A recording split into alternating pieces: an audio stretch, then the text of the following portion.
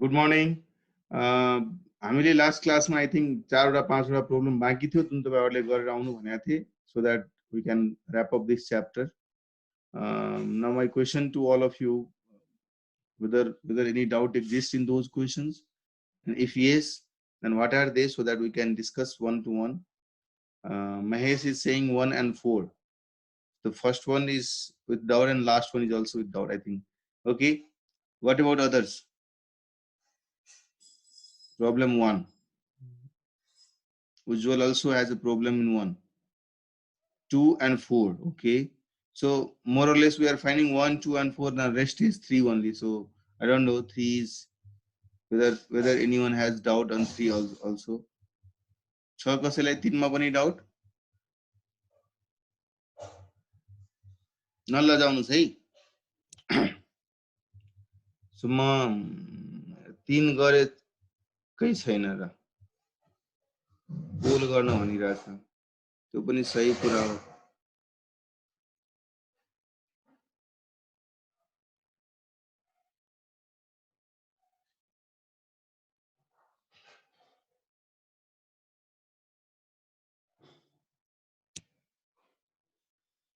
हेर्नु त मैले पोल लन्च गरिदिएँ है।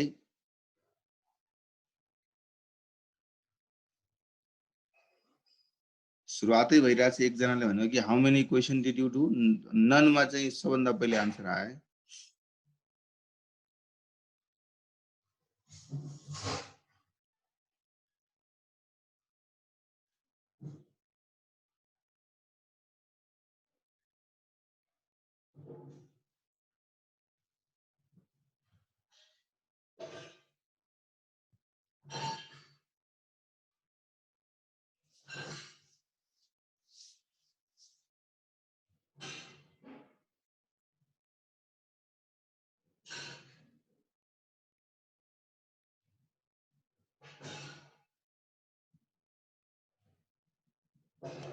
छिटो छिटो 25 जनाले अझै पोल गर्न बाँकी छ। छिटो गर्नुस् त, नगर्नेहरू केही छैन, सबै अप्सन छ।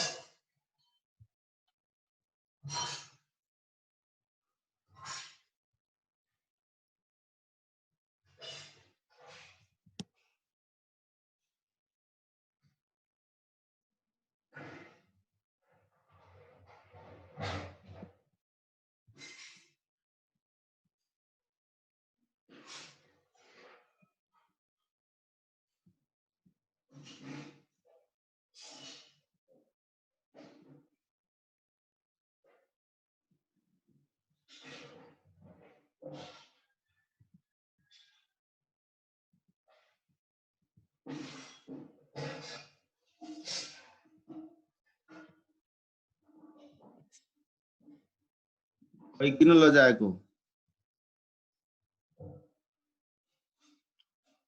ल म त्यसो भए स्टप गरिदिउ त। 10-11 जनाले पनि रिस्पोन्ड गरेन, लाग्छ सबैले लगइन गरेर अनि फेरि सुतिरहेछ कि। गुड वे टु रेकर्डिङ भइदिइरहेछ, हुन्छ मिलाउँ बरु। लगइन भएपछि एटेन्डेन्स पनि देखियो।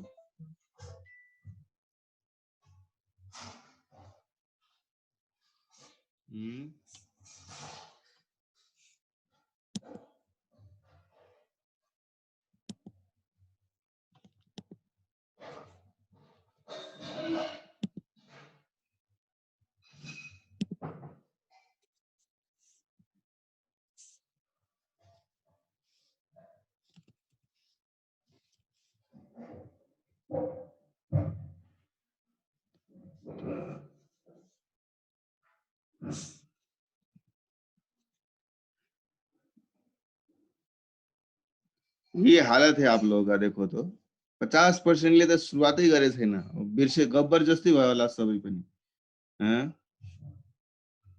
गब्बरले भन्छ how come only I don't know the homework. त्यही भयो, सबैलाई होमवर्कै थाहा थिएन। हेर्नुहोस् त के हालत छ तपाईँहरूको।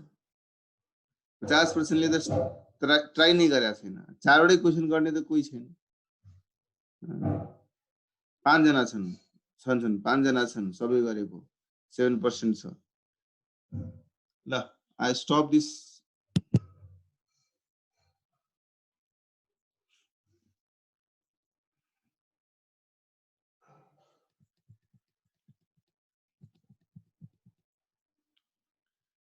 Okay, so I do share this 4 question on screen. Sir, our attempt would be to discuss all these 4 questions so that आज यो च्याप्टर एटलिस्ट हामीले फर्मली क्लोज गरौँ. अनलेस कसैलाई केही फर्दर डाउट छ भने हामी त्यो डिस्कस गरौँ न. 1 to 1 हामीसँग धेरै मिडियम छ एकअर्कासँग कनेक्ट हुने, त्यो मिडियमबाट हामीले डिस्कस गरौँला. तर आज चाहिँ एटेम्प्ट हामीले यही गर्नु पर्यो 4 क्वेशन हाम्रो सिधियोस् भनेर.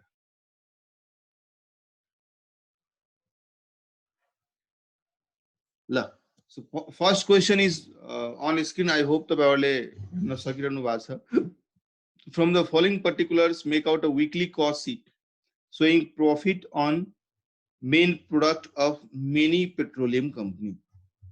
Right? Crude oil use 5 lakh liter at the rate of ₹50. है, यो क्वेशन मार्क हैन बल्कि रुपीज हो.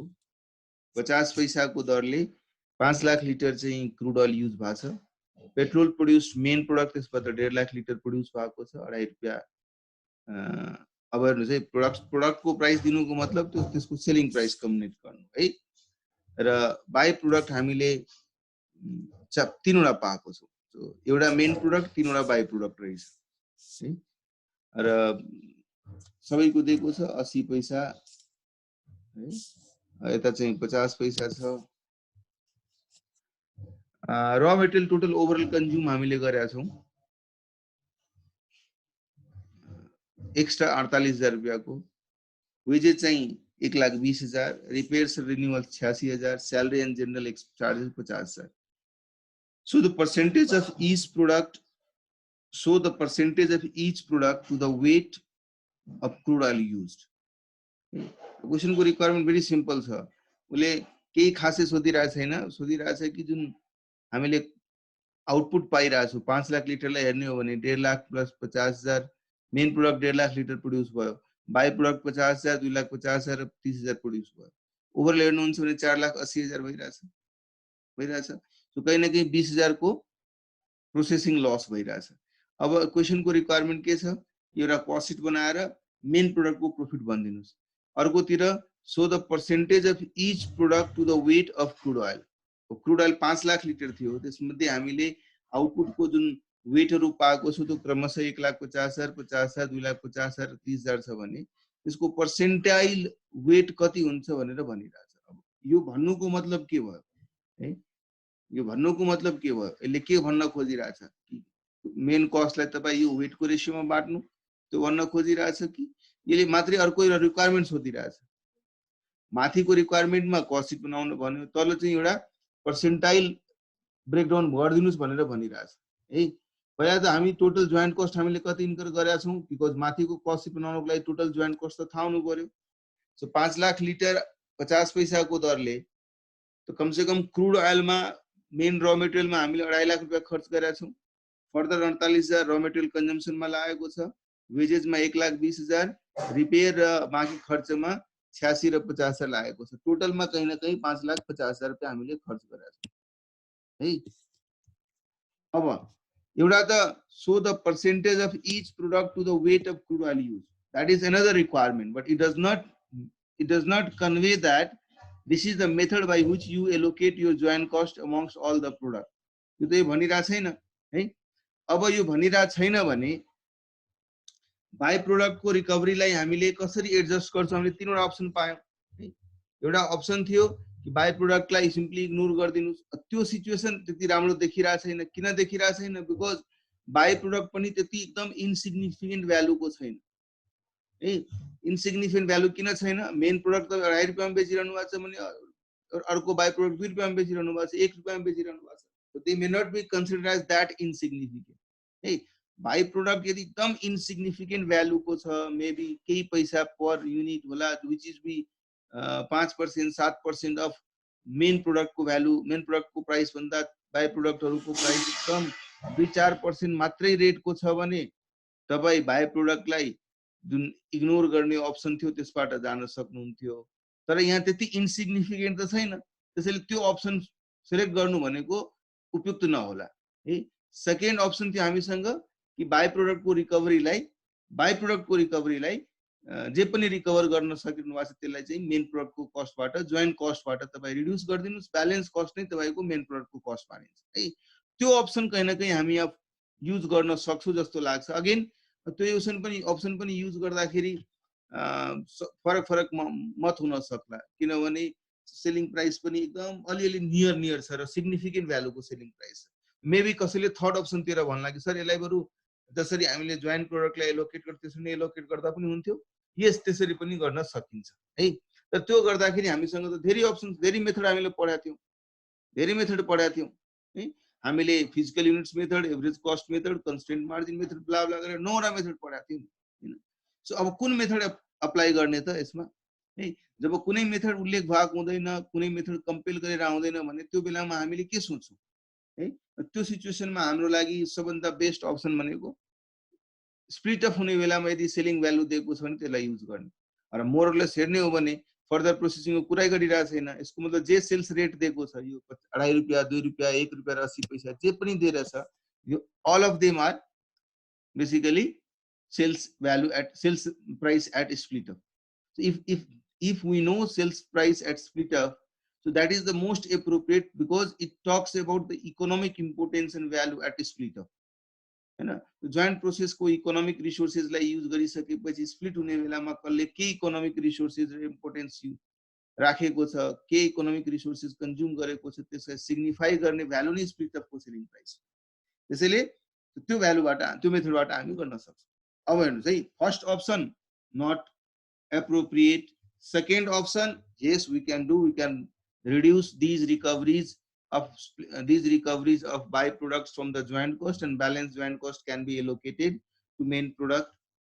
Third would be applying sales price at split up method, considering all of them are some sort of joint product. Joint product just treat गरेर पनि गर्न सकिन्छ। तो यो त सिम्पल भयो। सेकेन्ड अप्सनमा गयो भने बाई प्रोडक्ट 50,000 इन्टु 2 1 लाख रुपियाँ, 2.5 लाख इन्टु 1 त्यो पनि 2.5 लाख रुपियाँ, 30,000 इन्टु 80 24,000 रुपियाँ। यदि बाई प्रोडक्ट को रिकभरी हेर्नुहुन्छ भने 1 लाख, 2.5 लाख, 3.5 लाख र 24,000, 3,74,000 रुपियाँ। त्यो 3,74,000 रुपियाँ मैले रिकभर गरेँ, जबकि मेरो जोइन्ट प्रोसेसमा कस्ट कति लागेको थियो 2.5 लाख रुपियाँ मेन मेटेरियल क्रुड ओइलमा लागेको थियो, 48,000, 86,000, 1,20,000 र 50,000। सो टोटल 5,54,000 मैले इन्कर गरेको थिएँ। 5,54,000 मा मैले रिकभर कति गर्न सक्छु 374 मा रिकभर गर्न सक्छु। सो ब्यालेन्स कस्ट 374 माइनस गरिसकेपछि ब्यालेन्स कस्ट हामीले मेन प्रोडक्ट को कस्ट मान्नु पर्यो। यसको मतलब मेरो मेन प्रोडक्ट को कस्ट कति भयो त 1,80,000 भयो।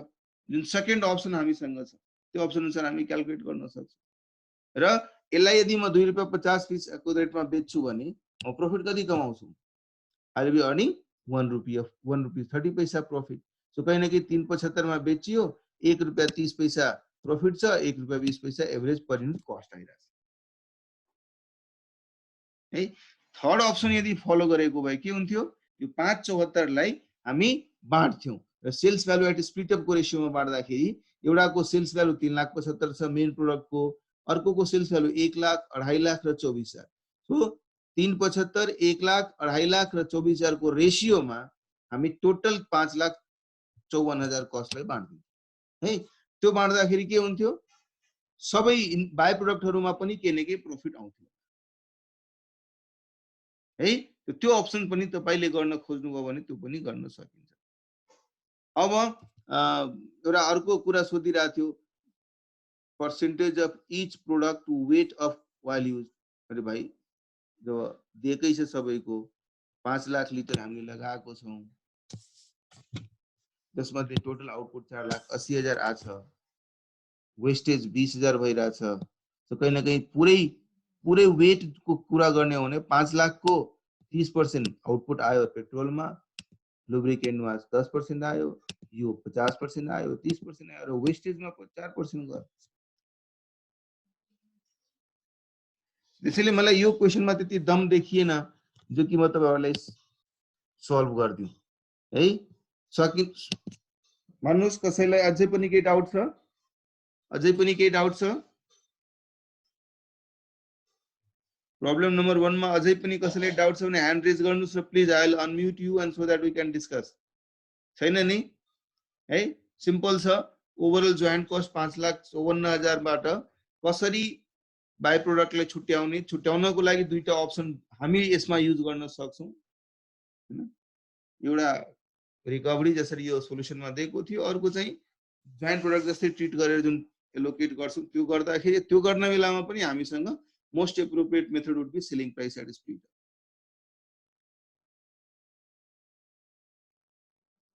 मिल्दैन त्यसरी नगर्नुस् है उज्जवल। फेरि यही हो नि लजिकको कुरा गर्नुहुन्छ भने तपाईले अप्सन्सहरुको मिक्स गरिदिनु भयो।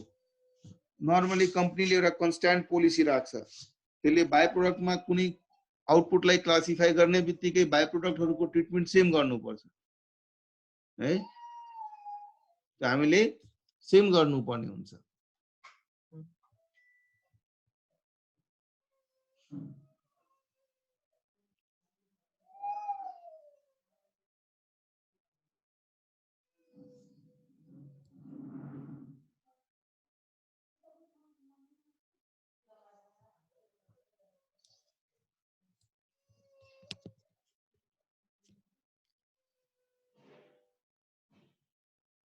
सो टोटल 5 लाख लिटर हामीले इन्ट्रोड्युस गरेका थियौ प्रोसेसमा है। अच्छा, मैले पहिला उज्जवलको क्वेशनको आन्सर दिइरहेको थिएँ। बाइ प्रोडक्ट क्लासिफाई भइसकेपछि बाइ प्रोडक्टमा कसरी एलोकेट गर्ने, म तपाईहरुलाई अब आई डोन्ट नो त्यो वेबसाइटमा राखेको छ कि छैन। नर्मली धेरै यस्ता म्यानुफ्याक्चरिङ ओरिएन्टेड कम्पनीहरुको एनुअल रिपोर्ट पढ्दाखेरि त्यसको ब्यालेन्स सिट हेर्ने बेलामा एकाउन्टिङ पोलिसीजहरुको डिस्कसन गरे हुन्छ। अब आई डोन्ट नो कुन कम्पनी मैले एक्जाम्पलको लागि भनौं, त्यसमा उनीहरुले क्लियरली लेखेको हुन्छ कि म बाइ प्रोडक्टलाई कसरी एलोकेट गर्छु, जोइन्ट प्रोडक्टलाई कसरी एलोकेट गर्छु, पुरा पोलिसी नै लेखेको हुन्छ।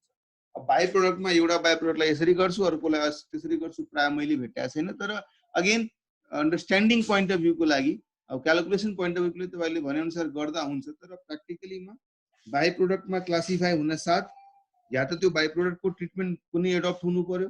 त्यो हुनु पर्नुको मतलब हामीसँग तीनवटा अप्सन थियो, तीनवटा मध्ये कुनै गर्नु पर्यो। तर यस्तो होइन कि एउटा बाइ प्रोडक्टको लागि अप्सन ए लिने, अर्को बाइ प्रोडक्टको लागि अप्सन बी लिने, त्यो चाहिँ अलिकता उपयुक्त देखिन्न है। Okay, I hope I answered Ujjwal your question. अर्को चाहिँ वेस्टेज देखि एक पटक फेरि भनिदिनुस्। ओके, सो टोटल 5 लाख लिटरको इनपुट थियो नि, तपाईहरुले हेर्नु भयो होला। 5 लाख लिटरको इनपुट थियो नि, भनेको छ क्रुड एल 5 लाख लिटर लगाए, आउटपुट यो इनपुट थियो है। र आउटपुटहरु के दिएको छ, एउटा मेन प्रोडक्टको आउटपुट दिएको छ 1,50,000 लिटर, र बाइ प्रोडक्ट 1 2 3 तीनवटा बाइ प्रोडक्ट दिएको छ।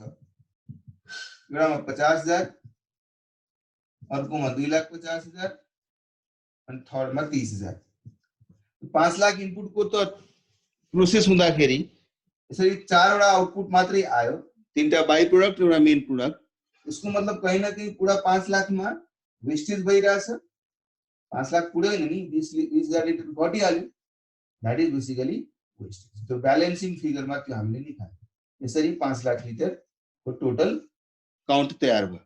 अब एउटा स्टेटमेन्ट बनाउन भनेको थियो, तपाई के गर्नुस्, यिनीहरुको पर्सेन्टेज भन्नुस् त। टोटल 5 लाख को कति पर्सेन्टेज मेन प्रोडक्ट आइरहेछ, कति पर्सेन्टेज बाइ प्रोडक्टहरु आइरहेछ र कति वेस्टेज मात्रै आइरहेछ। यो 5 लाख यदि 100% छ भने this would be 30%, this would be 10%, this would be 50%, this would be 6%, this would be 4%। यो त पर्सेन्टेज लेख्दिन भन्नु। Hope I am clear Bindu.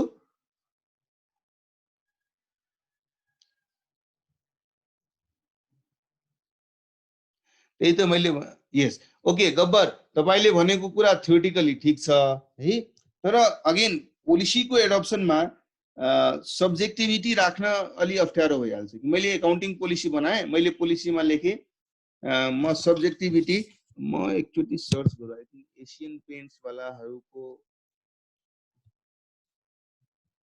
Asian Paints हिजो अस्ति एशियन पेन्ट्सको राम्रो न्युज आएको थियो। प्राय चाहिँ अर्गनाइजेसनहरुले स्टाफको स्यालेरी काट्ने यताउता गर्ने कुरा भइरहेछ। तर एसियन पेन्टले चाहिँ बडा राम्रो न्युज निकालेको थियो कि उसले यो सिचुएसनमा बरु आफ्नो स्टाफहरूको स्यालेरी बढाउने भनेको थियो. That is very interesting news to be very frank हैन. सो एक मिनट, यदि एसियन पेन्ट्सको म वेबसाइटमा गएँ र इन्भेस्टर्स सेगमेन्टमा गएँ र उसको एनुअल रिपोर्ट यदि म डाउनलोड गर्न सके भने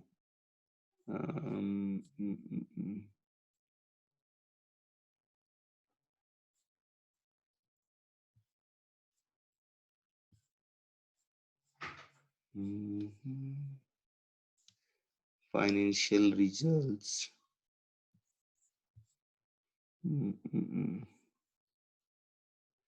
19, 20, 18, 19 को गरौँ.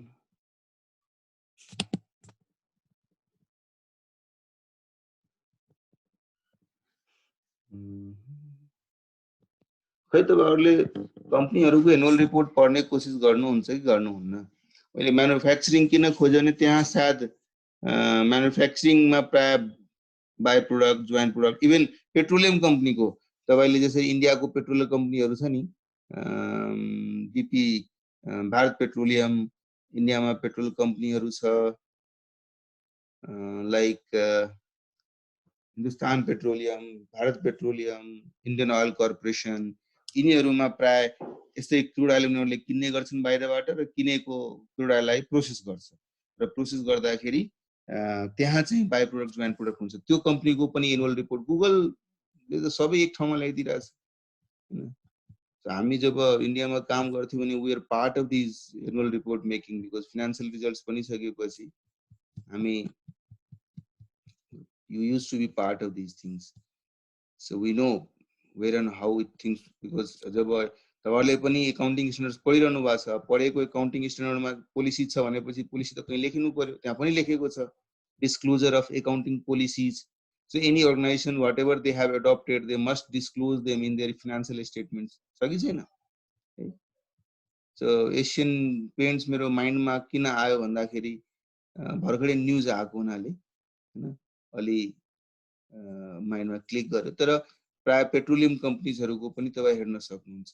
So I'm trying to find a relevant clause so that I can show you how they mention these things.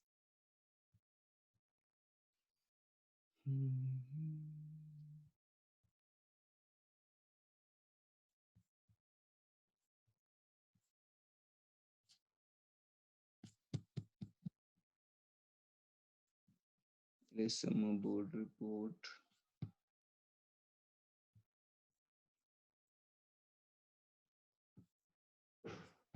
अच्छा भाई फिनान्शियल त्यही मैले पहिला तपाईहरुलाई भनिरहन्थे नि एकदम फिनान्शियल स्टेटमेन्ट तपाईहरुले 3 पेजमा जुन पढिहाल्नुहुन्छ, बैलेंस शीट बना दिया भाई, पीएल अकाउंट बना दिया और कैश फ्लो बना दिया, हो गया.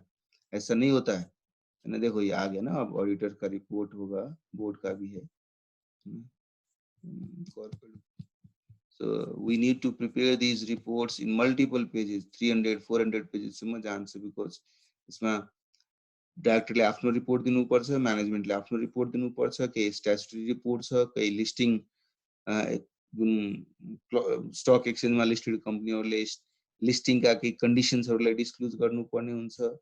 सो सब कुरा राख्नुपर्छ. त्यसमा राख्दाखेरि इभन मेरो सीईओ को सीएफओ को सर्टिफिकेसन छ हैन. सो जुनै कुरा छ भाइ जल्दी आजा. ओके, यहाँ आयो. अडिटरको रिपोर्ट पछि हेरौँ. अडिटरले पनि आफ्नो डेलोइट रहेछ यसको अडिटर. जस्ट है तपाईहरुकै भलाइको लागि म यो देखाउन खोजिरहेको छु. हेर्नुस् है, इधर आ गया. एकाउन्टिङ पोलिसी छ नि, उसले लेखिरहेछ कि मैले करेन्ट नन करेन्ट क्लासिफिकेसन कसरी गर्छु. उसले भनिरहेछ यदि मेरो एसेट्स 12 महिनाको या 12 मन्थको कुरा गरिरहेछ नि, जुन तपाईहरुले पढ्नु भएको छ नि, त्यही अनुसारको पोलिसीले एडप्ट गरेको छ कि अरु कुनै एडप्ट गरेको छ भन्ने कुरा लेख्नु पर्छ. मर्जर सर्जर गर्यो भने कसरी गरेछ, गुडविलको ट्रिटमेन्ट कसरी गर्छ, प्रोपर्टी प्लान्ट एन्ड इक्विपमेन्टको कसरी गर्छ, क्यापिटल वर्क इन प्रोग्रेस को कसरी गर्छ है, इन्टेन्जिबल एसेट्स को कसरी गर्छ, इम्पेयरमेन्ट, रेभेन्यू रिकग्निसन हैन, इन्भेन्टरी है। यसमा पढ्नु पर्छ कहाँले, however materials and other items held for use in production of inventories are not written down financial assets. Petrol बनाउनको लागि उनीहरूले केमिकल युज गरेर जोइन्ट प्रोडक्ट भन्छ भन्दैन, तर भारत पेट्रोलियमहरुको गर्नुहुन्छ भने त्यहाँ पक्का होला।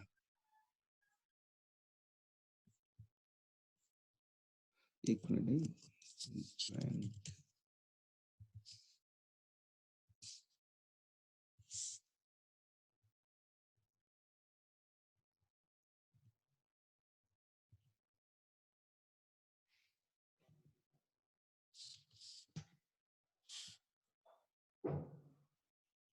कैन छ यसमा।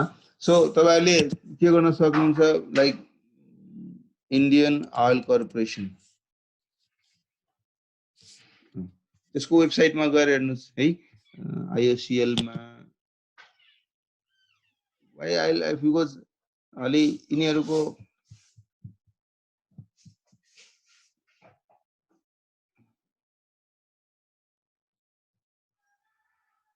स्टक एक्सचेन्जको साइटमा गएर डाउनलोड गर्न सकिन्छ।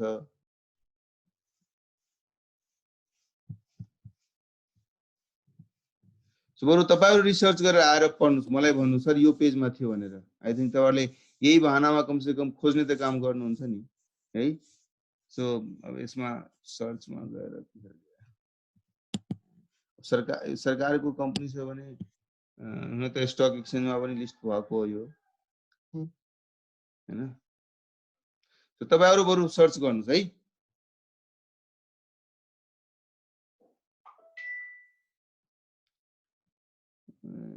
मेरो जस्तै सोच भएको रहेछ, I hate India, back of India. ए भाइ नलेज ल्याउन यार, हेट गर, तिमीलाई कसले भनिरहेछ हेट नगर्नलाई? नलेज दिनको लागि पनि फोटोसँग किन चिडिरहेछौ? फोटाउने बित्तिकै तिमी है अलि प्रोफेसनली डिल गरौ न।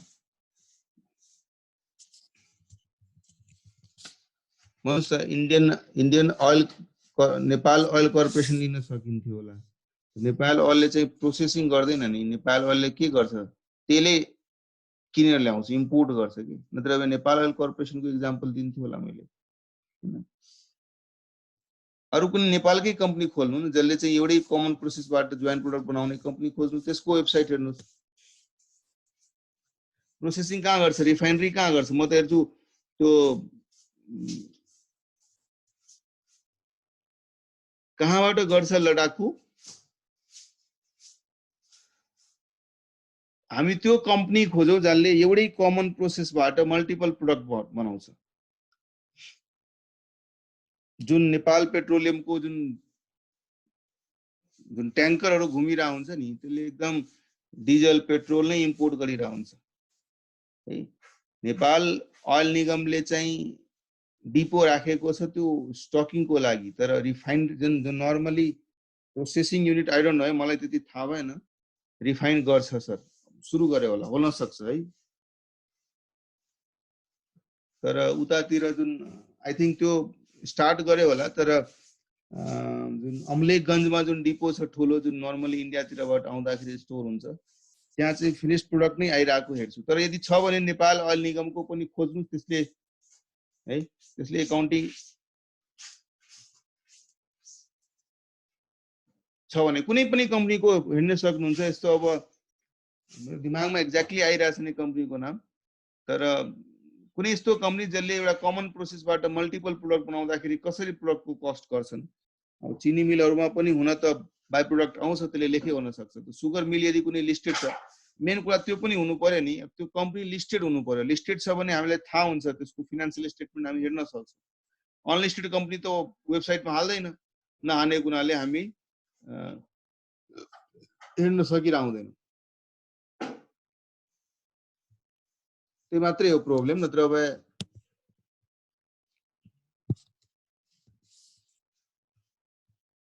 तपाईहरु सर्च गर्नु होला, कुनै यस्तो कम्पनी हेर्नु होला।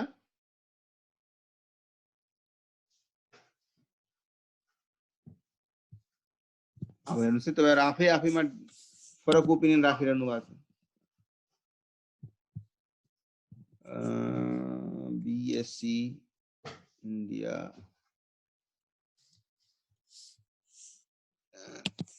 IOCL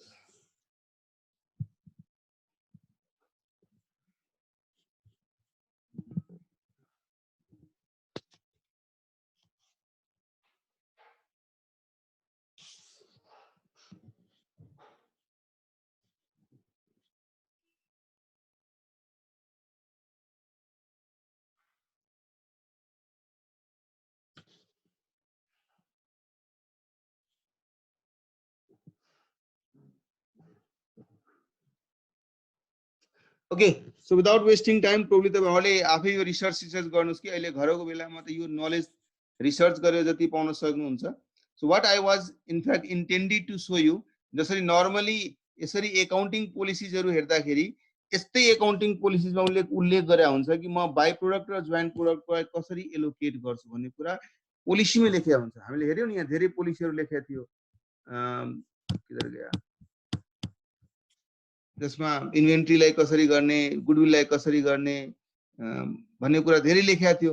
त्यस्तै पोलिसीकै ठाउँमा जोइन्ट प्रोडक्टको कस्टलाई कसरी एलोकेट गर्ने भन्ने कुरा पनि है लेखेको हुन्छ। सो तपाईहरु आफै रिसर्च गर्नु होला, you will find it I believe है।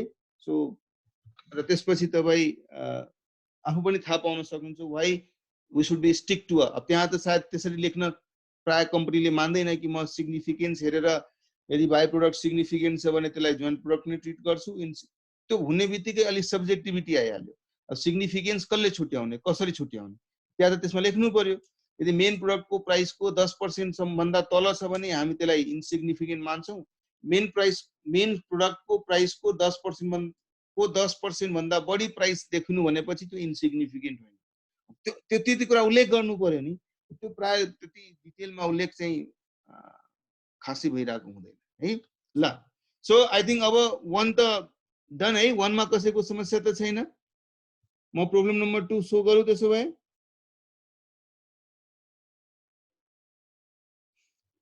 फेरि आयो भाइ युवराज केसीले, सर प्रब्लम नम्बर 1 मा अप्सन 3 लिएको भए मेटेरियल कस्ट र अरु कस्टलाई पनि इन्डिभिजुअली एलोकेट गरेर देखाउनु पर्छ कस्ट सिटमा।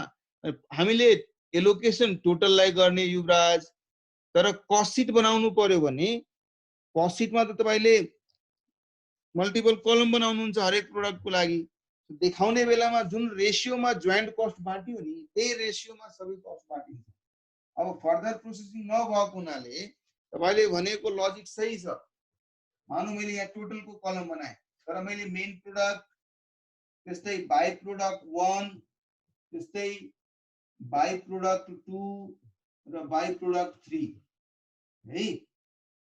अब मैले टोटल 5,54,000 लाई बाँट्नु छ। टोटल 5,54,000 लाई बाँट्नु छ। टोटलमा त तपाईले एलोकेसन गरिसक्नु हो। टोटलमा जुन मेथड भन्नुभयो त्यो बनिसक्नु हो। सो जुन रेशियोमा 554 लाई 4 मा बाँटिएको छ त्यही रेशियोमा सबैलाई बाँडिदिनु। Material, labour, overheads, super material भनेपछि जुन क्रुड ओइल थियो सबैलाई बाँडिदिनु। यो तपाईले एउटा नोट बनाउन साथ यो रेशियो 5 लाख लाई यो रेशियोमा बाँट्नु भनेको इन्डिभिजुअललाई पनि त्यतै रेशियोमा बाँट्नु है। कस्ट सिट बनाउँदाखेरि अफ कोर्स हामीले सबै एलिमेन्ट अफ कस्ट सिटमा राख्नु पर्ने भएको हुनाले हामी गर्ने छौं, तपाईले भने अनुसार गर्ने छौं।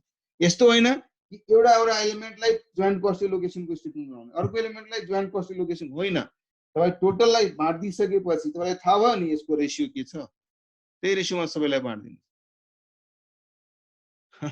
मैले त्यतिकै लेखेको। यस क्रुड ओइल भनेको मेन मेटेरियल के थियो, र मेटेरियल थियो, त्यसपछि अरु मेटेरियल लाग्यो, लेबर, ओभरहेड्समा धेरै कुराहरु दिएको छ, सबै लेख्ने इन्डिभिजुअली सबैलाई बाँड्ने। ठीक छ Yuvraj, hope I have answered your question. Yuvraj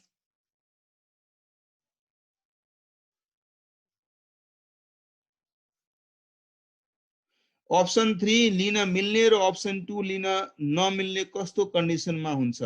ल अप्सन 2 र अप्सन 1 भन्नुहुन्छ भने है, अप्सन 2 र अप्सन 1 भन्नुहुन्छ भने कहिलेकाहीँ इन्टरचेन्जेबल हुन सक्ला। प्राय जब स्क्रैपेबल नेचरलाई जस्तै हामी बाइ प्रोडक्ट मान्छौँ, स्मल स्मल भ्यालुको बाइ प्रोडक्ट छ भने अप्सन 3 फलो गर्दैनौँ, या त अप्सन 1 गर्छौँ त्यसलाई स्ट्रेट अवे पिएलमा लग्नुस् इग्नोर गरेर, या अप्सन 2 गर्छौँ जसबाट बाइ प्रोडक्टको रिकभरी स्क्रैपको रिकभरी सर मानेर जोइन्ट कस्टबाट माइनस गरिदिने गर्छ।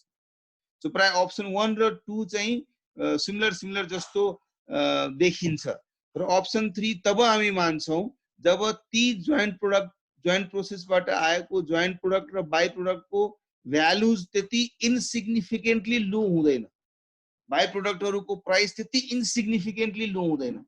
तपाईहरुले मेटेरियलिटी पढ्नु भयो होला, अडिटमा पढ्नु भएको छ, मेटेरियलिटी पढ्नु भएको छ, कसलाई मेटेरियल भन्छौ कसलाई इमेटेरियल भन्छौ पढ्नु भएको छ कि छैन? के छ मेटेरियलिटीको के छ डेफिनिसन भन्नु त? How do you consider something is material, something is not material? How do you consider something is significant to be disclosed separately or to be discussed, to be explained separately, or if something is insignificant you may club with some other thing, we may not need to, yes, like तर practically हेर्दाखेरि एउटा अडिटरले audit गर्न गयो भने materiality कसरी थाहा पाउँछ त? मैले भने मेरो धेरै खर्चहरु भइराछ, मेरो धेरै खर्च भइराछ,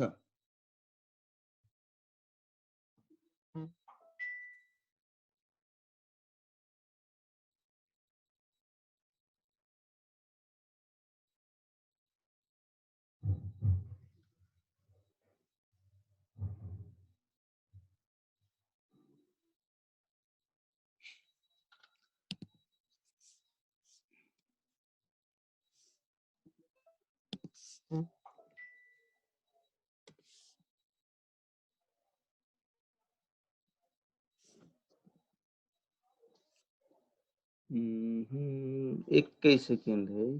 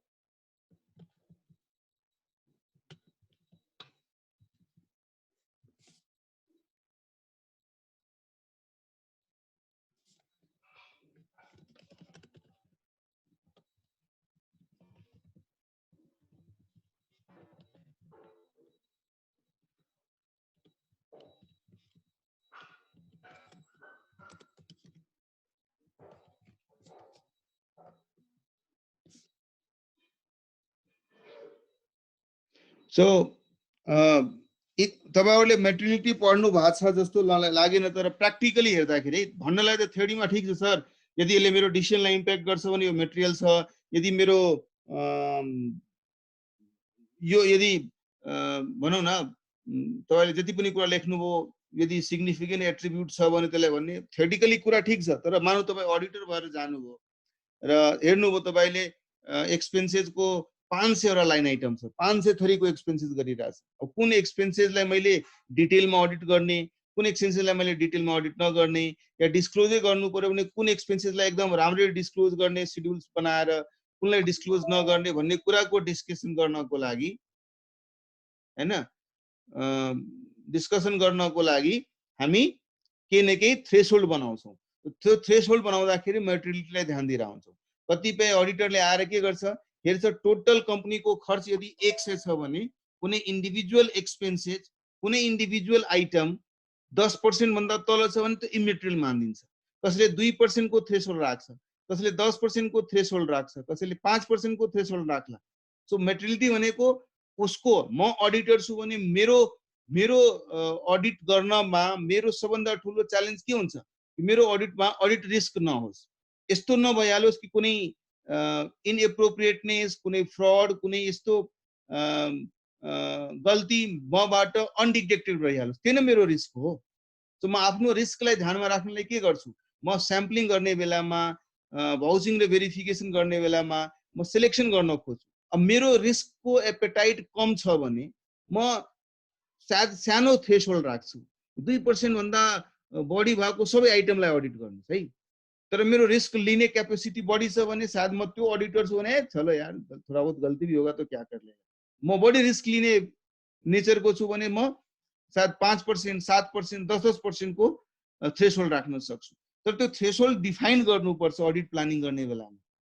त्यसरी नै म्यानेजमेन्टले फिनान्शियल स्टेटमेन्ट बनाउँदाखेरि उसले पनि आफ्नो एंगलले सोच्छ कि मेरो कुन इन्फर्मेसनले डिसिजन मेकिङलाई हैन कुन मेरो मेरो यस हैन हैन मैले भने सबैको आफ्नो रोल होला नि। अडिटरले अडिटको रिस्क आइडेन्टिफिकेसनमा मेटेरियलिटीलाई ध्यानमा दिन्छ भने त्यस्तै म्यानेजमेन्टले आफ्नो काम गर्दाखेरि म्यानेजमेन्टको काम छ फिनान्शियल स्टेटमेन्ट बनाउनु।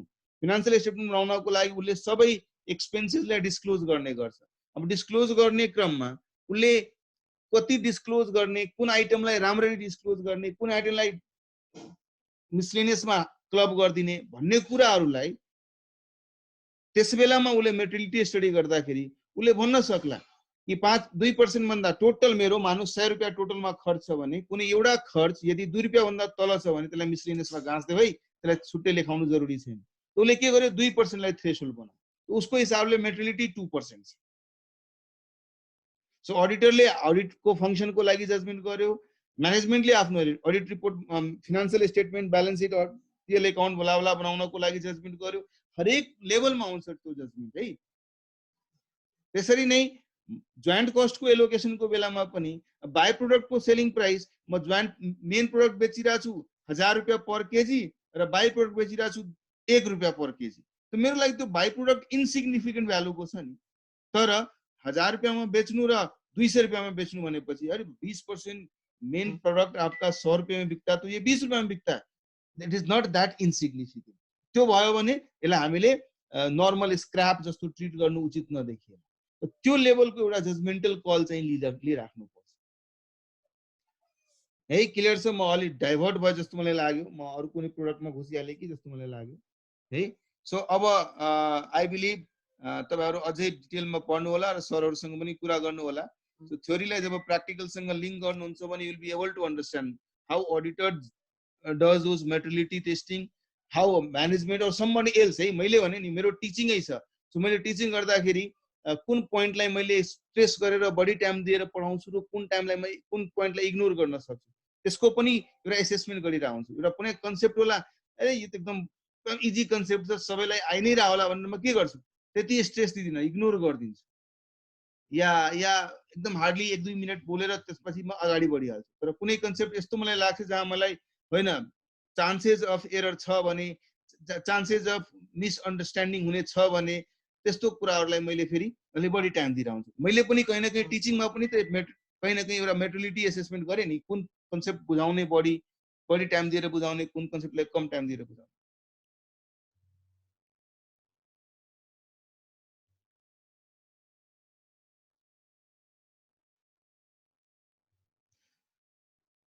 हैन यो आन्सरमा यसरी बनाएको छ युवराजले, तर अप्सन 3 पनि गर्न सक्नुहुन्छ यसमा। त्यही त मैले बोर्डमा देखाइरहेको थिएँ, अप्सन 3 गर्यो भने कसरी गर्ने भनेर।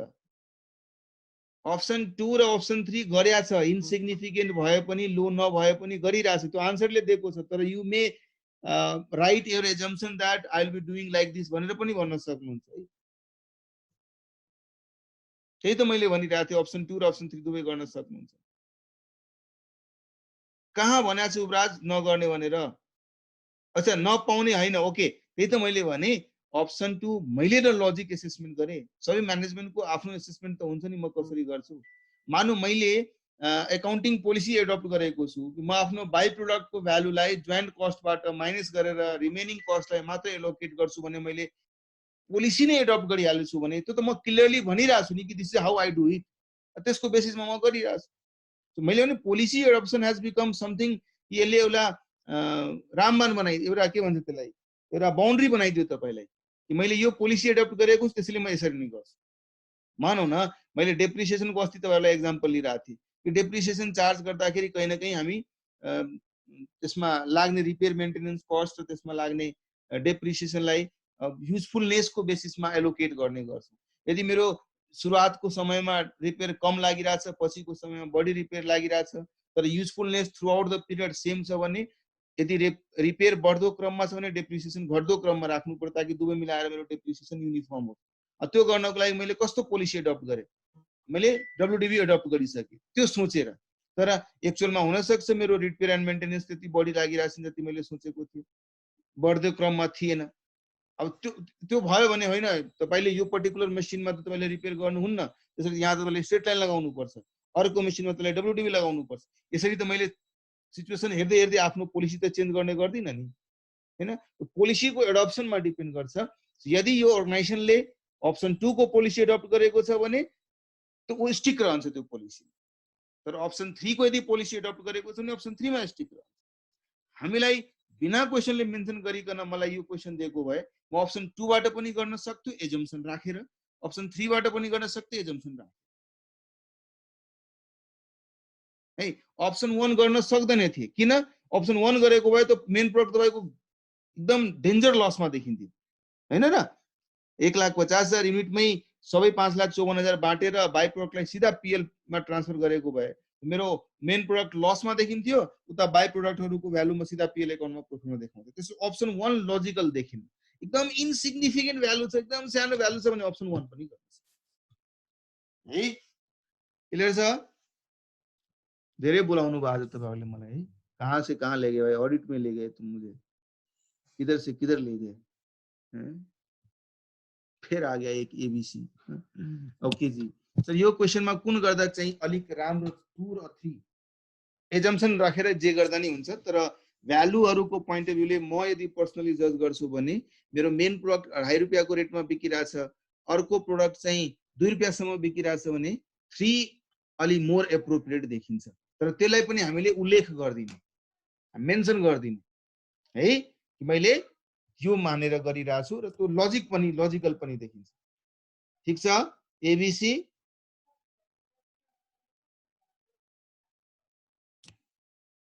Okay, so let's move to question number 2 now. Let's move to problem number 2 now.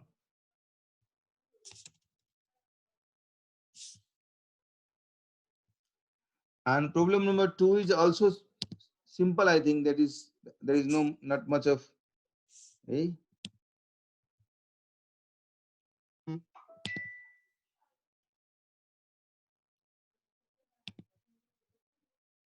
Hey. A company buys a chemical compound and refines it in a refining process. Input-output relationship is 100 liter of input will 50% of A, 30% of B and 10% of C. अब इसको मतलब के भयो त, अर्को 10% West भइहाल्छ, त्यसबाट केही स्क्रैप आउँदैन, मतलब रिमेनिङ 10% यो लेखेकै छ। इनपुट र आउटपुट को रिलेशनशिप नै यसरी दिनुको मतलब के भयो, 10% को जुन वेस्ट छ त्यो नर्मल वेस्ट छ। मानौ यसमा लेखेको भए इनपुट र आउटपुट को रिलेशनशिप 50% ए, 30% बी र 20% सी छ, मतलब स्ट्यान्डर्ड यील्ड को हिसाबले कुनै वेस्ट हुँदैन। तर एक्चुअलमा वेस्ट भइदियो भने त्यो एब्नर्मलिटी मानिन्थ्यो, हामीले मजाले डिस्कस गरेका छौँ। र यसरी लेख्नुको मतलब कहीं न कहीं लेखिएको छ नि, इसको इनपुट आउटपुट को रिलेशनशिप यसरी भन्नुको मतलब यो 10% जुन छ वेस्टेज जुन 10% दैट इज नर्मल लस, है। ल, रॉ मटेरियल कॉस्ट 18 रुपया, कन्वर्जन कॉस्ट 36 रुपया, while the fixed overhead is 36 lakh per year, है। The usual sales are as follow on yearly basis. 1 lakh unit A, 60,000 unit B र 20,000 unit C, है। Selling price 80 रुपया, 100 रुपया र 200 रुपया छ। The manager of the company suggests that compound A should be processed further at a cost of ₹35 per liter, है, on account of labor and overheads, and would then fetch ₹120 per liter. So अहिले 80 रुपैयाँको दरले हामी बेचिरहेछौँ product ए, तर त्यसलाई यदि further processing गर्यो त्यसमा 35 रुपैयाँ यदि खर्च गर्यो भने 80 को ठाउँमा 120 मा बेच्न सक्छ. सो मेबी क्वेशनले सोध्ला तपाईं सजेस्ट गर्नुहुन्छ कि गर्नुहुन्न. अब 80 को चीजलाई 120 बनाउँदा 40 रुपैयाँ इन्क्रिमेन्टल रेभेन्यू भयो. 35 रुपैयाँ खर्च गरेर यदि 40 रुपैयाँ इन्क्रिमेन्टल रेभेन्यू भइरहेछ भने अफ कोर्स हामी सजेस्ट गर्छु गर्नलाई, बिकज 5 रुपैयाँको त एडिशनल मार्जिन आउने सम्भावना छ नि यसमा, है. ल म्यानेजरले सजेस्ट गरेको कुरा लजिकल देखिन्छ. रिजन इज 80 को चीज शेयरमा बेच्न सकिने भयो, 120 मा बेच्न सकिने भयो. 40 रुपैयाँको incremental revenue by incurring additional processing cost of 35. Okay? Work out the cost per liter on the compounds A, B, and C after apportioning the cost on the basis of relative sales value. Okay? Sales value भनिसक्यो नि, भनेको हुनाले sales value को जुन ratio दिएको छ 80 100 र 200 त्यसको रेशियोमा हामीले यसलाई बाँड्छौं. हाम्रो टोटल कस्ट कति छ त? टोटल कस्ट कति छ भन्नुस् त? 18 रुपैयाँ, 36 रुपैयाँ प्रोसेसिङ चार्जेस मा, सरी कन्भर्जन कस्ट मा, 18 रुपैयाँ मेटेरियल कस्ट मा र फिक्स्ड ओभरहेड 36 लाख छ. अब हेर्नुस् यसमा आउटपुट दिएको छ, इनपुट कति लगायो भन्ने कुरा दिएको छैन, तर आउटपुट जुन 1 लाख लिटर, 60,000 लिटर र 20,000 लिटर दिनु मतलब त्यो ए, बी र सी को आउटपुट छ. ब्यालेन्स 10% त के भइराथ्यो? वेस्टेज भइराथ्यो. यसको मतलब यो 50 प्लस 30 प्लस 10 90% को इक्विभ्यालेन्ट भनेको यो 1,80,000 छ. यसको मतलब मैले इनपुट कति राखे होला? कति लिटर राखे होला input? How much input did we introduce there in? 2 lakh litre. So 2 lakh litre मैले इनपुट राख्यो भने तो 2 लाख लिटर को इनपुटबाट यो आउटपुटहरु 1,60,000 र 20,000 प्रोड्युस भएको छ. यो क्वेशनमा सोलुसन बनाउने क्रममा what they have done is basically एउटा 1 लाख लिटर भएको भए के हुन्थ्यो भनेर क्याल्कुलेट गरेर दिएको छ. तपाई 2 लाख लिटर को रेशियोमा मार्नुहुन्छ. मलाई थाहा छ my output A, B, C 1 lakh liter, 60,000 liter, 20,000 liter is 1,80,000. यो मेरो आउटपुट छ. मलाई थाहा छ मेरो वेस्टेज पनि हुन्छ है, अनि मिलाएर मेरो टोटल इनपुट बन्छ है. रिलेशनशिपले के भनिरहेको थियो? आउटपुट इनपुट को रिलेशनशिपले 90% would be output. It means this is 90% and this is 100%. 10% would be how much? Right? 10% would be how much? हामी गर्न सक्छौं. So यदि 1,80,000 is equivalent to 90, then 10 would be 20,000. Right? यसरी 20,000 हामी यहाँ लेखेर यसको टोटल इनपुट 2 लाख भयो. अब 2 लाख को इनपुट को मेरो प्रोसेसिङ कस्ट कति हुन्छ पहिला हामीले जोइन्ट प्रोसेसमा निकाल्छौं. तो लेखेको छ cost to be incurred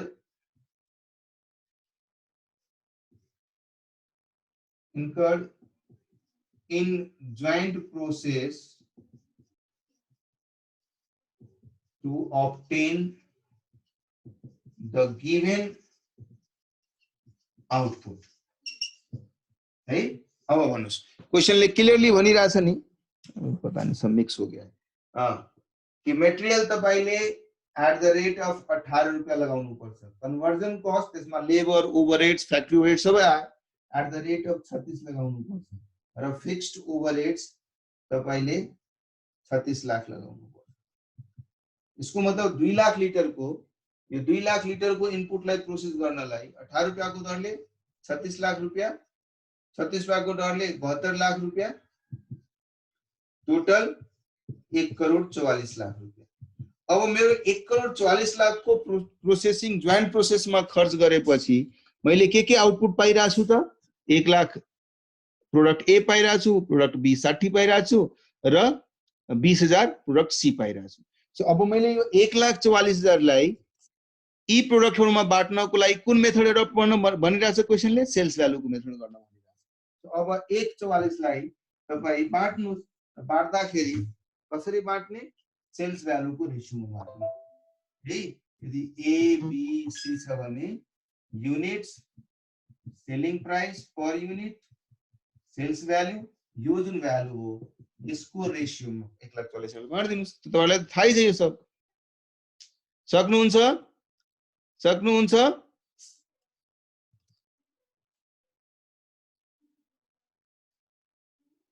also whether A to be further processed or not. Second part जुन छ नि A further process गर्ने कि नगर्ने है, त्यो त इजिली वन लाइनमा एक प्याराग्राफमा लेख्न सक्नुहुन्छ। सकिन्छ नि? क्विकली भन्नुस् त 1,44,000लाई sales value at unit price को बेसिसमा बाट्यो भने कति कति अमाउन्ट आउँछ? ल I will give 2 minutes to you, फटाफट त क्याल्कुलेट गर्नुस्।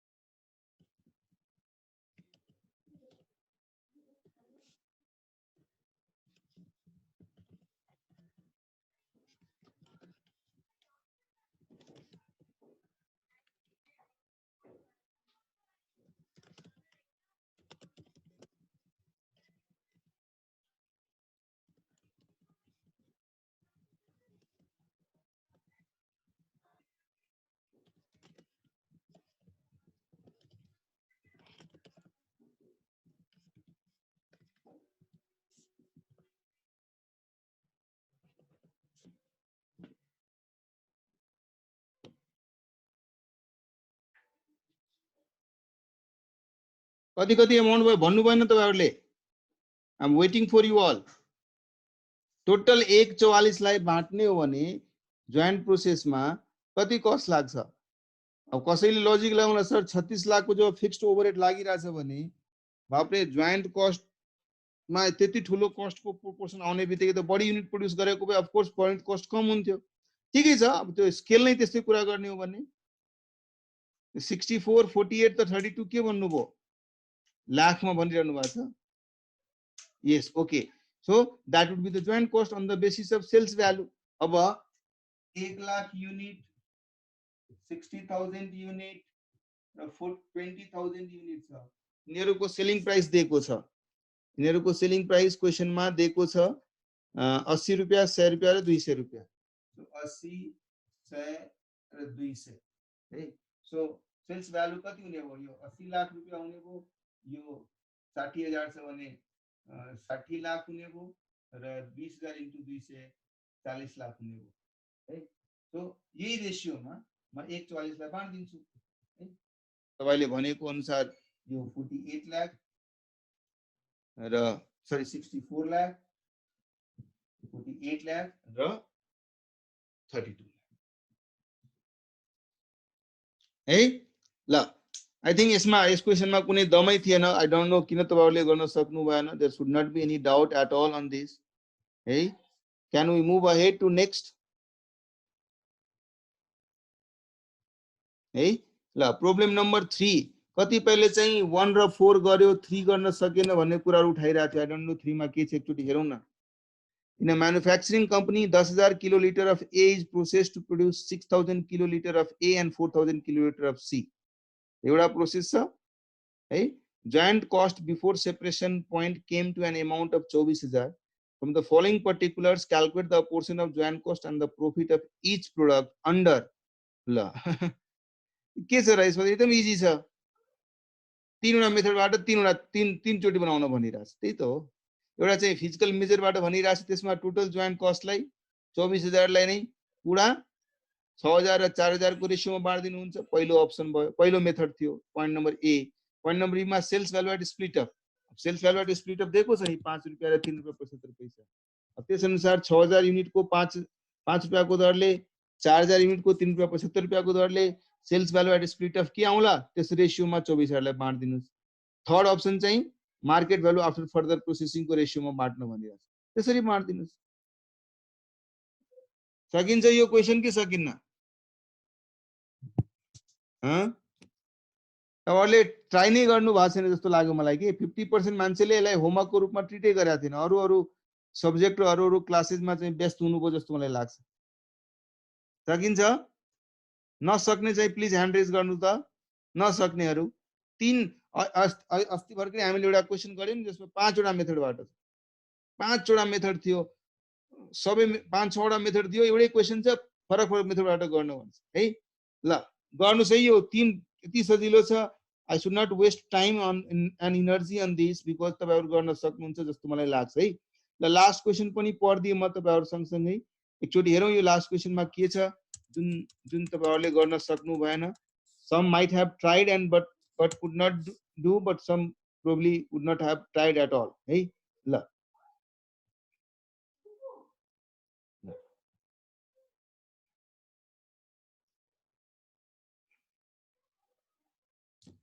in a manufacturing company a certain product A yields a product B and C.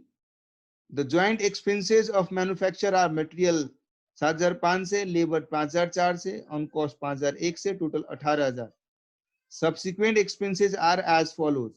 Material process ए मा चाहिँ टोटल 2,750, प्रोसेस बी मा 2,150, प्रोसेस सी मा 1,400। त्यसको पनि फर्दर प्रोसेसिङमा के खर्च लाग्छ त्यो पनि डिटेलमा दिएको छ, मटेरियल लेबर र ओभरहेड छुट्याएर।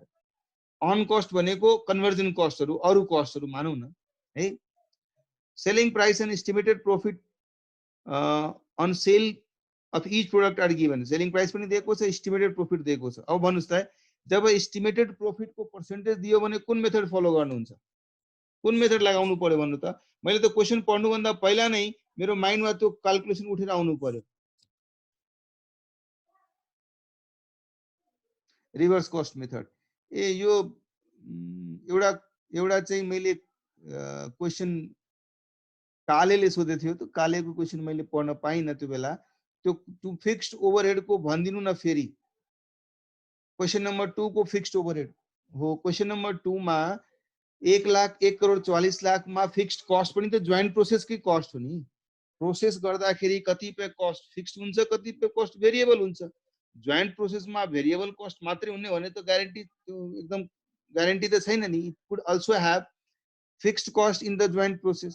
उसले जोइन्ट प्रोसेसमा यति यति खर्च भएको छ, मेटेरियलमा यति, लेबरमा यति र फिक्स्ड कस्ट यति भनेर भनिरहेको छ। टोटल जोइन्ट कस्ट जोइन्ट प्रोसेसकै कस्ट हो, त्यसैले सबै कस्टलाई हामीले एलोकेट गर्छौँ। Okay, let's come back to question number 4। अब सेलिङ प्राइसको एस्टिमेटेड मार्जिन दिएको हुनाले हामीले रिभर्स कस्ट मेथडबाट गर्नु पर्यो हैन। How would you apportion the joint expenses of manufacture, जुन 18,000 खर्च भएको छ कसरी बाँट्नुहुन्छ। Also prepare main product account, B by product account, C product account है। यसमा गर्नु नै के छ भन्नुस् त, जोइन्ट प्रोसेस तपाईले जुन मेथड सोच्नुभयो त्यसअनुसार पहिले एलोकेट गरिदिनुस्। एलोकेट गरिसकेपछि अब यो कुरा होला कसैले भन्ला सर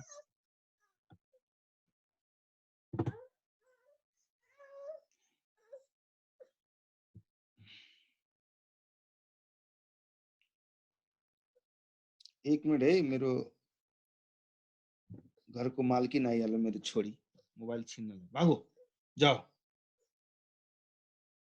जाओ भन, जाऊ उता जाऊ न।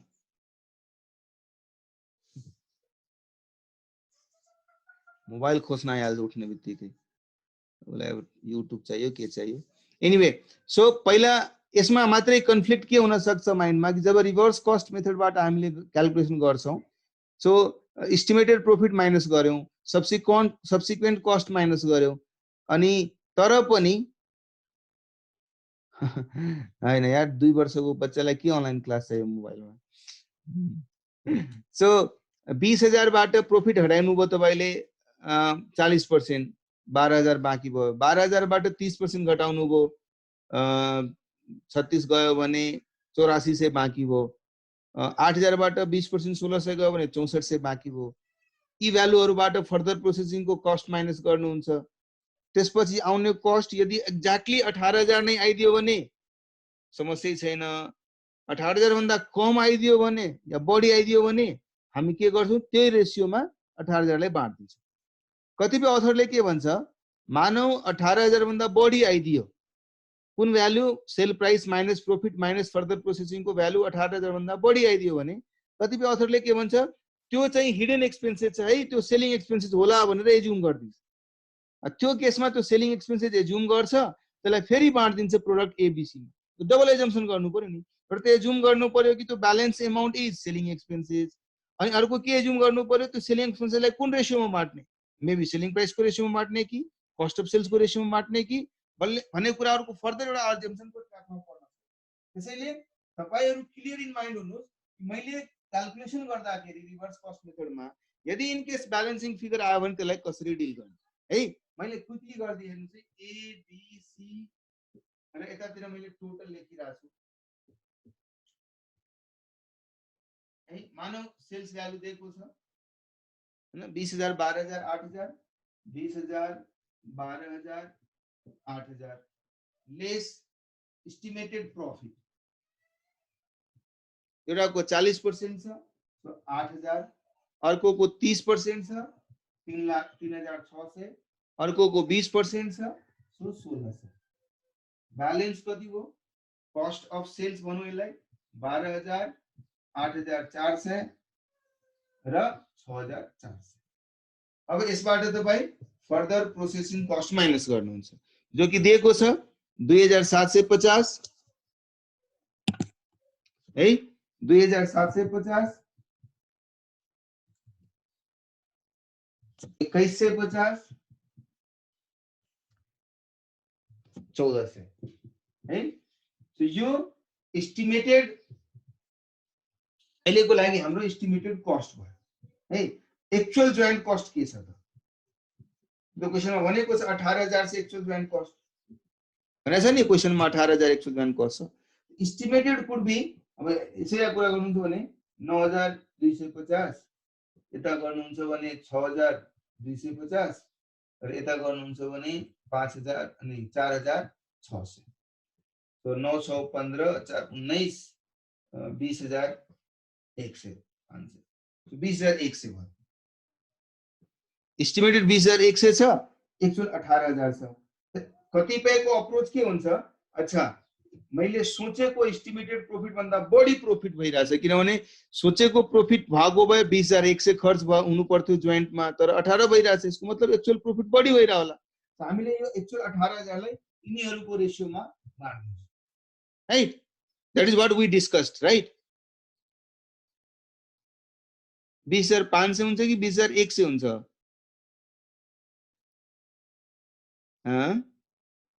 मैले गल्ती लेखे? ओके, यो 4,000 छ। 64 से माइनस गरे भने यो 4,000 हुन्छ, 5,000 हुन्छ, सरी है। अनि यो 5,000 यदि भयो भने तपाईले भनेको कुरा ठीक छ, 20,500। So 20,500, okay. सो 20,500 लाई हामीले रिएलोकेट गर्दिने एक्चुअल जोइन्ट प्रोसेसमा यो रेशियोमा, यो रेशियोहरुमा, यो तीन रेशियोमा। एउटा त त्यो अप्रोच थियो। कतिबेला अथरले भन्छ हैन यार 20,500 यो 18,000 तिमी लेखिराछौ नि, यसको मतलब बीचमा तिम्रो सेल्स पनि सेलिङ एक्सपेन्सेस पनि भयो होला जुन क्वेशनमा दिएको छैन। त्यो मान्ने हो भने कहिले कहिले 25 से मेरो अर्को एक्सपेन्सेस छ, र त्यो एक्सपेन्सेसलाई कुन रेशियोमा बाट्ने त? फेरि एज्युम गर्नु पर्यो, या त सेल्सको रेशियोमा बाट्ने या त कस्ट अफ सेल्सको रेशियोमा बाट्ने। यो फर्दर एउटा ट्र्यापमा हामी पर्न सक्छौं। तर तपाईले मजाले एजम्पसन गर्न सक्नुभयो भने त्यसरी पनि गर्न सक्नुहुन्छ। त्यो गर्नको लागि हामी के गर्छौं होला, हामीले स्टेटमेन्ट बनाउने बेलामा नै हामी सबभन्दा पहिले टोटल मिसिङ फिगर जुन 2500 छ नि त्यो निकाल्ने कोसिस गर्थ्यौं होला। त्यो गर्नको लागि मेरो जोइन्ट कस्ट, मेरो further processing cost, estimated profit र सेल्सको बीचमा ग्याप कति छ ब्यालेन्सिङ फिगरको रूपमा हामीले सेलिङ एक्सपेन्सेस मेरो 2500 छ भनेर निकाल्थ्यौं होला। अनि एजम्पसनमा लेख्थ्यौं कि जुन मिसिङ फिगर छ that has been assumed as selling expenses and further assumed to be allocated between A, B and C either in the ratio of sales or in the ratio of cost of sales भनेर assume गर्थ्यौं। त्यो गरेको भए cost of cells पछि र त्यो selling expenses पनि हामी minus गर्थ्यौं होला, र त्यो माइनस गरेपछि त्यस सिचुएसनमा exactly further processing cost minus गरिसकेपछि आउने cost estimated joint cost would be 18,000। So त्यही भ्यालु जुन तपाईले यहाँ तिनटैको क्याल्कुलेट गर्नुभयो यही भ्यालुमा एक्चुअल जोइन्ट कस्टलाई पनि बाट्नु। Hope I am clear to all of you. कसैलाई के डाउट छ भने भन्नुस् है, कसैलाई के डाउट छ भने भन्नुस्।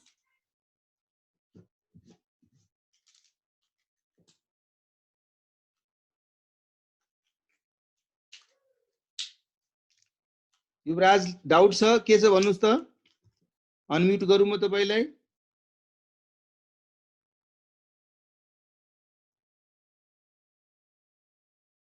अनम्युट गरेछु युवराज, भन्नुस् त? सर त्यो मैले त्यहाँ सोधेको छु नि 15 नम्बरमा फिक्स्ड कस्ट चाहिँ जोइन्ट कस्टमा जोडेको थिएनम, अनि अहिले चाहिँ जोडिराखम। त्यहाँ फिक्स्ड कस्ट जोइन्ट प्रोसेसमा इन्कर गरेको छ छैन भन्ने कुरा उल्लेख गरेका थिएन। एक्चुअली फेरि पढौँ हामी, यदि छ भने हामी त्यसलाई पनि इन्क्लुड गरेर जोइन्ट कस्टलाई एलोकेट गर्ने पर्ने हुन्थ्यो। खोलेर तपाईलाई फेरि देखाउँछु 15। Raw material cost, other manufacturing expenses which observed on the basis of NRV, further processing cost र fixed cost 4,73,000।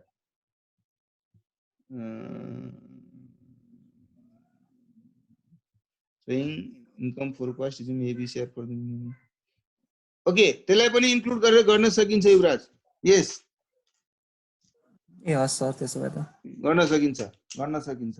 कहिले काहीँ के हुन्छ नि, त्यो जोइन्ट कस्ट को रिस्पोन्सिबिलिटी सेन्टर यदि ती प्रोसेसहरु छैन भने, मतलब त्यो फिक्स्ड कस्ट जुन इन्कर गरेका छौं त्यो फिक्स्ड कस्ट ती प्रोसेस ओनरहरुले गर्दा गरेका छैन भने आप खाइए ओके, थ्यांक यू। ओके,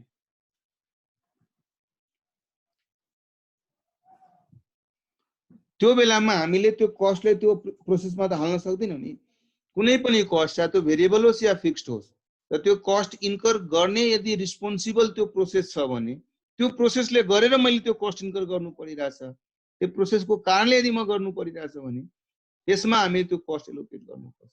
त कहिले काहीँ के हुन्छ नि, कमन एक्सपेन्सेसहरु हुन्छ, जनरल एडमिनिस्ट्रेटिभ एक्सपेन्सेसहरु हुन्छ जो कि त्यो प्रोसेसले ट्रिगर गरे आउँदैन है। त्यस्तो फेरि त्यस्तो कुराहरुमा हामी त्यस्तो एक्सपेन्सलाई डाइरेक्टली पीएल अकाउन्टमा लग्छौं। त्यो अथरले ट्रिट गर्ने बेलामा यो फिक्स्ड कस्ट छ, it's common expenses not attributable towards this three process या दिस प्रोसेस और दिस प्रोडक्ट्स भनेर उले एलोकेट नगरेको। तर तपाई त्यसरी एज्युम गर्नुहुन्छ भने तपाईले भने अनुसार गर्न सकिन्छ। Okay sir. ओके, सो आज अब हामी यो च्याप्टर कन्क्लुड गरौँ। नेक्स्ट क्लासमा अर्को च्याप्टर सुरु गर्नेछौँ। हुन्छ देवांश, मैले त्यही त भनिरहेको थिएँ तपाईँलाई, मैले त्यो बेला भनेकै अनुसार गर्नुपर्छ। मैले भने अनुसार नै मैले तपाईँ अहिले भर्खरै भने अनुसार नै फर्स्टमा त्यही भनेको थिएँ मैले तपाईँलाई।